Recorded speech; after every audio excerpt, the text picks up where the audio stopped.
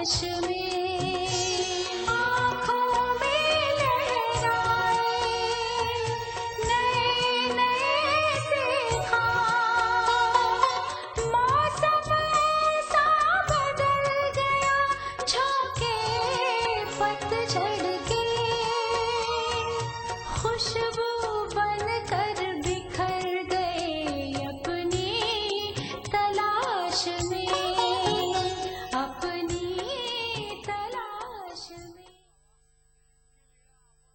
हमारा और उनका क्या मेल, आपको ये तो सोचना चाहिए था। और सोचिए कि क्या मेरा रिश्ता वहाँ हो सकता है? कुछ तो गौर करना चाहिए आपको। बेटा अथर, जब से ये लोग हमारे पड़ोस में आए हैं, शबनम की माँ ने इसको स्कूल भेजना बंद कर दिया है। अरे अम्मी, ये तो बहुत बुरी बात है कि इसके माँ बाप लड़की को पढ़ाना नहीं चाहते। चाहते हैं बेटा। अतर की अम्मी यहाँ पर रिंग लेकर आई और हमारी अम्मी ने उस रिश्ते को मंजूरी दे दी। अब जब दोनों माएं तय कर चुकी हैं तो हम क्या कर सकते हैं? तुम उससे कह देना कि ये सब चीजें तुमने उसके लिए खरीदी है। इतना बड़ा झूठ? क्या आप ऐसा चाहती हैं कि हम अपनी नई जिंदगी की शुरुआत एक झूठ से शुरू करें? मुझे माफ करना बेटे। देखिए अंकल, अगर आपको इतनी तकलीफ है तो आप कोई अच्छी दवाई क्यों नहीं लेते? अरे नहीं नहीं नहीं नहीं बेटे, अब दवाएं ववाएं कुछ भी नहीं, सब बंद।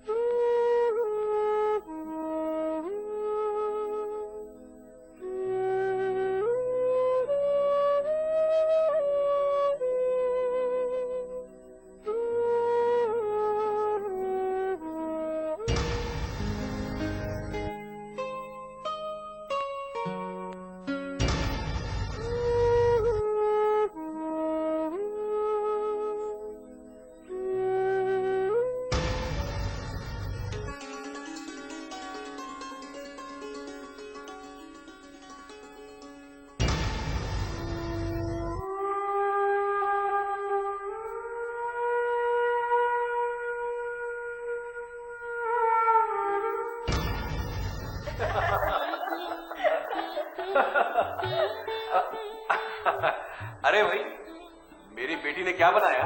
नाना, आज मैंने मीठे चावल बनाए। मीठे चावल?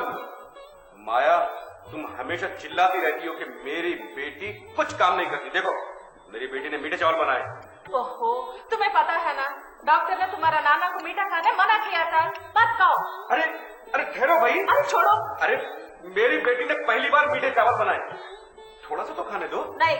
अरे एक दाना तो खाने दो। नहीं नहीं नहीं। बेटा, तुम्हारी अम्मा मुझे कुछ भी खाने नहीं देती। मगर बेटा, ये मीठे चावल बनाना कहाँ से सीखा तुमने?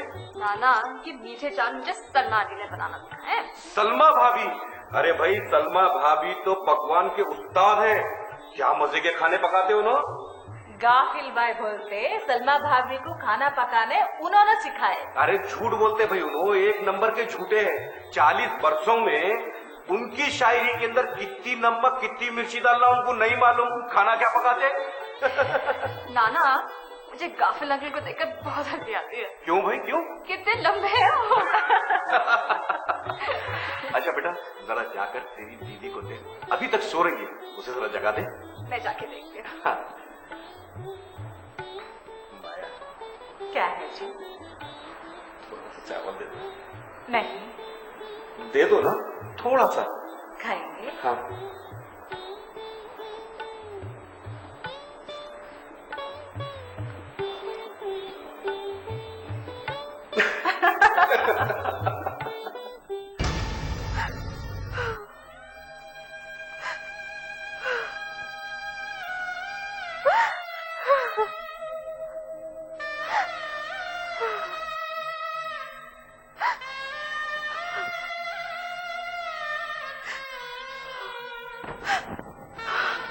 अम्मा, मत रोना, सब ठीक हो जाएगा। भगवान सब ठीक कर देंगे। मत रो।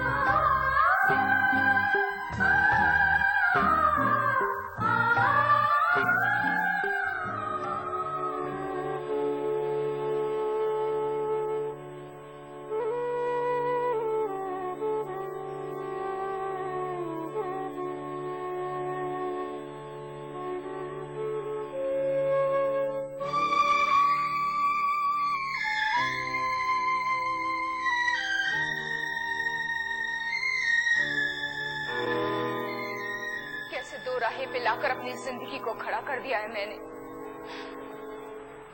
कोई रास्ता नहीं बचा। अम्मा, सुरेंद्र, सबके यकीन का खून किया है मैंने। अपने साथ साथ अपनी छोटी बहन की जिंदगी को भी बर्बाद कर दिया है मैंने।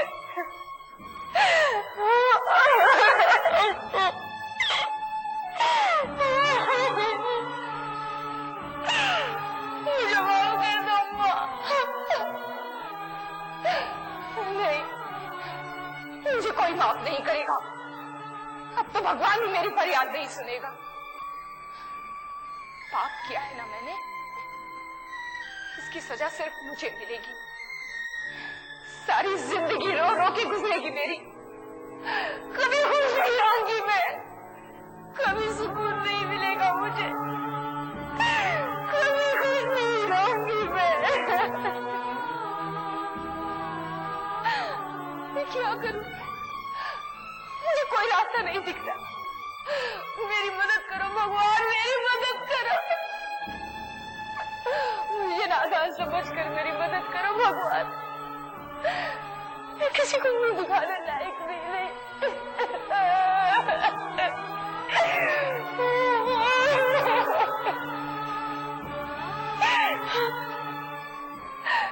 क्या हासिल कर दिया मैंने अपनी जिंदगी का? क्या कर दिया है मैंने अपनी जिंदगी के साथ? अपनी तलाश में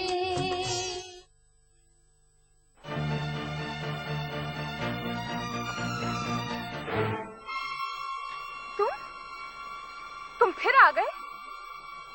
तुम अभी तक मरी नहीं? तुम भी तो नहीं मरे। वही हुआ, अम्मा ने फिर रोक लिया। बोली कि सर में बहुत दर्द हो रहा है, थोड़ा दवा दे। फिर उसे बुखार आ गया। अगर मैं मर जाता तो अम्मा की दवा कौन लाता? अब कैसी है वो? ठीक है, इसीलिए तो आ गया मरने के लिए। तो चलो डूबो। नहीं, पहले तुम डूबोगी। मैं तो अभी मरने ही वाला था, अब तुम आ गई। अब मैं नहीं डूबूंगा, अब पहले तुम डूबोगी। मुझे मरता देखकर तुम नहीं मरोगी। क्यों? तुम मेरे होते कौन हो?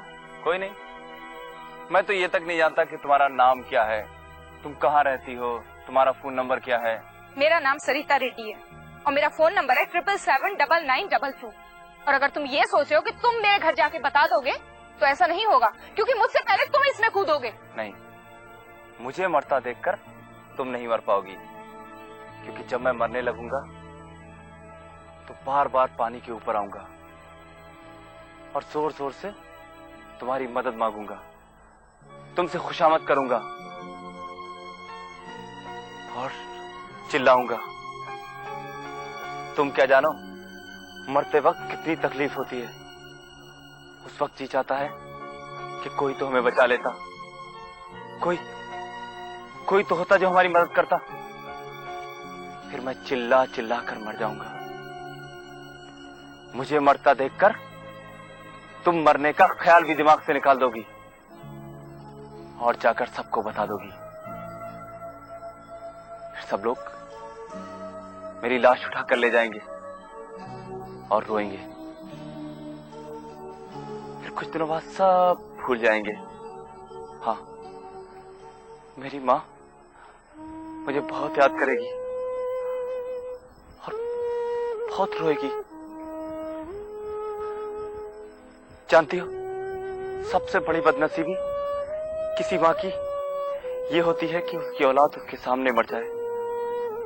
इसीलिए ना अल्लाह ताला भी आपके कंधे पर बेटे का जनाजा देखने से डरते हैं। बस यही होगा ना, अम्मा मर जाएगी मेरी बला से। मतलब मेरी अर्थी उठने के बाद मेरी अम्मा भी मर जाएगी? नहीं, गीता का क्या होगा? उससे कौन शादी करेगा? तो बेसहारा हो जाएगी। मैंने सुबह से कुछ भी नहीं खाया। अम्मा ने ये मुझे दिया था। कहते हैं ना कि भूखे आदमी का दम भी आसानी से नहीं निकलता। तुम भी कुछ खा लो।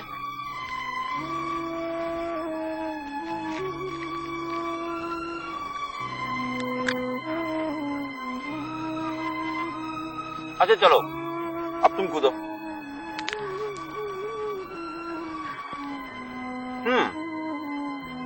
ऐसा करते हैं, मैं तुम्हें धक्का दे देता हूं।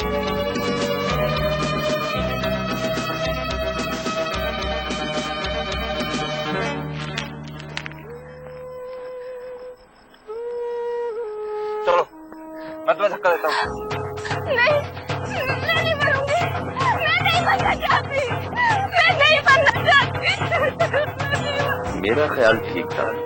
अब ये लड़की चाहते हुए भी नहीं मर सकती। अब मुझे इसके घर वालों को बताना चाहिए।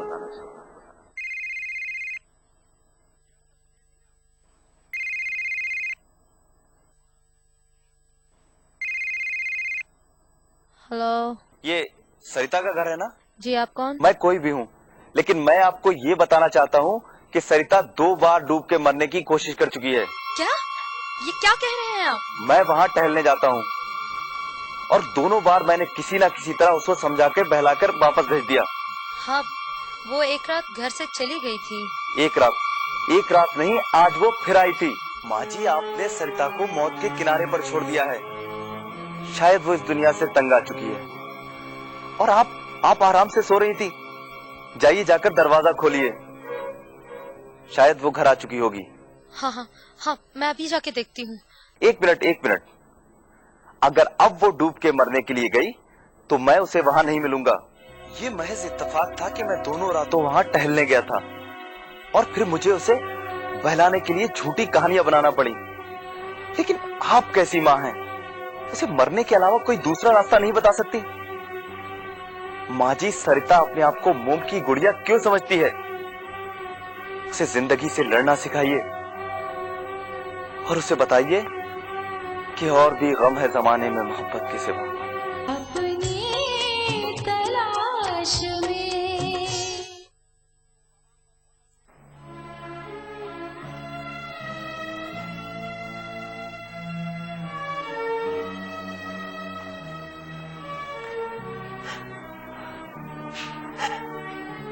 रमेश बेटा, देखिए आंटी, रोशन ने मुझे सारी बातें बता दी हैं। घबराने की कोई बात नहीं है। इन सारी समस्याओं का सिर्फ एक ही हल है, वो विकाराबाद में एक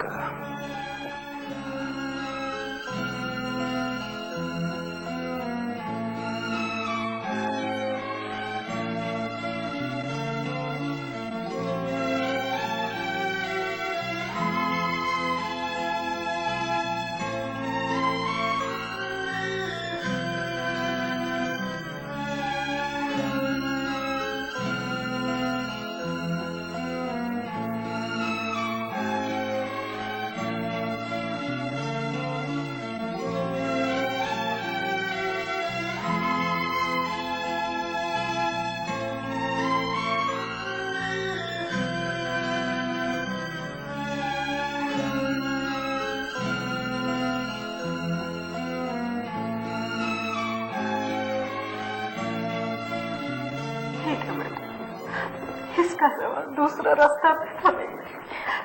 हम जैसे बोलेंगे वैसे करेंगे। तो बाकी की सारी बातें वहीं पर हम लोग कर लेंगे। मैं चलता हूँ, मुझे देर हो रही है। पहुंचना।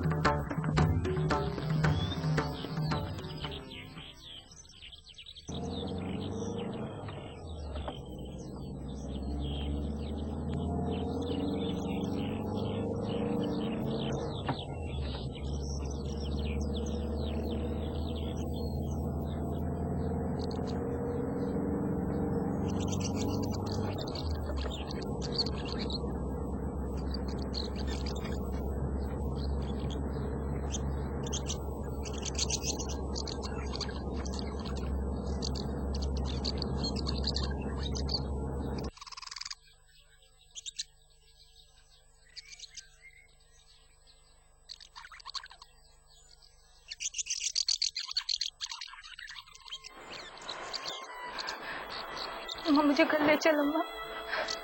नहीं बेटी, ऐसा ना बोल, सब ठीक हो जाएगा। चल अम्मा मुझे डर लग रहा है अम्मा। दानिश भैया है अम्मा, सब संभालेगा। बाबा भी बहुत अच्छे। चलो चलो मेरे बच्चे, चलो। अम्मा मुझे घर ले चलो अम्मा, मैं यहाँ नहीं रहूंगी। देख माँ जैसे कहती है। माँ मेरा दिल बहुत घबरा रहा है। घबराने की कोई बात नहीं बेटी, सब ठीक हो जाएगा। मैं यहाँ नहीं रहूंगी। वो नहीं बेटी, ऐसा नहीं बोलते। दानिश भैया सब देख लेगा, सब ठीक हो जाएगा। मुझे घर ले चलो प्लीज माँ। नहीं बोलते बेटी ऐसा।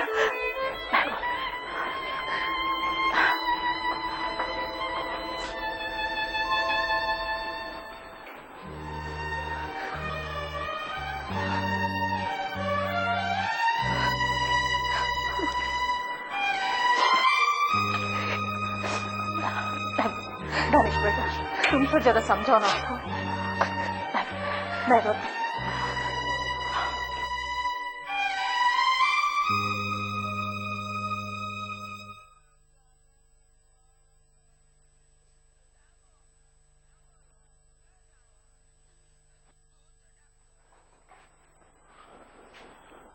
बाबा जी आदाब है। आदाब है प्रोफेसर साहब। अरे तशरीफ रखिए। जी शुक्रिया। तशरीफ रखिए। भाई आज कैसे आपने हम गरीबों को याद किया? क्या आपने हमारे होम पर कोई कहानी लिखी है? बाबा जी कहानी तो शुरू हो चुकी है। अरे लेकिन आज मैं किसी दूसरे सिलसिले में आपसे मिलने आया हूँ। हाँ हाँ कहिए कहिए। ये मेरी आंटी है। नमस्कार। नमस्कार। और ये मेरी छोटी बहन है। एक मिनट। हेलो नमस्कार। हाँ जी मैं बोल रहा हूँ। 1 महीने का बच्चा चाहिए, तो आप ऐसा कीजिए कि हमारे सेकंड डिपार्टमेंट से रस पैदा कीजिए। हाँ हाँ वहीं आपको उसकी पूरी जानकारी मिल जाएगी। जी माफ करना प्रोफेसर साहब, मैं कह रहा था कि आप हमारे होम पर एक कहानी नहीं बल्कि एक नॉवल लिख सकते हैं। बशर्ते कि आप कुछ वक्त यहाँ पर गुजारें तो आपको ये समाजी मजहबी कदरों पर से और ये खूनी रिश्तों पर से आपका यकीन खत्म हो जाएगा। केशव जी सर। 3 चाय लो। बाबा जी इस वक्त हम में से कोई चाय नहीं पिएगा। ठीक है केशव तुम जाओ। जी बाबा आपने ये होम क्यों बनाया है?